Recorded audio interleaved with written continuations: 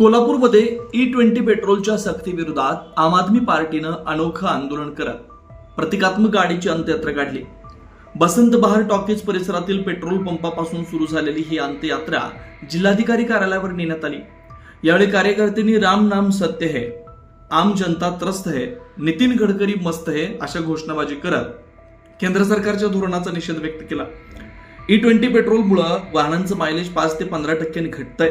इंजिनच्या सुट्ट्या भागांचं नुकसान होऊन दुरुस्तीला खर्च वाढत असल्याचा आरोप आंदोलकांनी केला। शुद्ध पेट्रोलचा पर्याय उपलब्ध करून द्यावा, जुन्या वाहनांच्या दुरुस्ती खर्चाबाबत उपाययोजना कराव्यात आणि E20 पेट्रोलची सक्ती तातडीने मागे घ्यावी अशी मागणी निवेदनाद्वारे निवासी उपजिल्हाधिकारी गजानन गुरव यांच्याकडे करण्यात आली। सरकारने सक्ती केलेली आहे त्याच्या विरोधातलं आज आंदोलन आहे। या आंदोलनाच्या माध्यमातून आम्हाला सरकारला सांगायचं आहे की E20 पेट्रोलमुळे आमच्या गाड्यांच्या मायलेज मध्ये फरक पडलाय, आमच्या गाड्यांची जी काही ॲव्हरेज आहे ते कमी पडत चाललेलं आहे।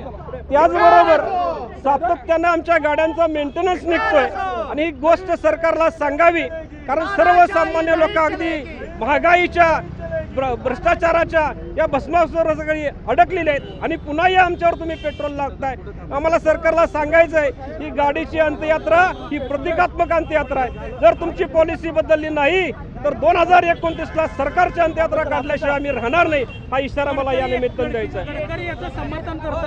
कारण गडकरी साहेबांच्या मुलांच्याच इथेनॉलच्या कंपन्या आहेत, त्यांचा स्टेक त्यांच्यामध्ये, तेव्हा नाईलाजानं या भारताच्या विरोधात जाऊन त्यांचं समर्थन आहे असं आमचं ठाम म्हणणं आहे। अशाच ताज्या अपडेटसाठी महासत्ता न्यूजला सबस्क्राईब करा।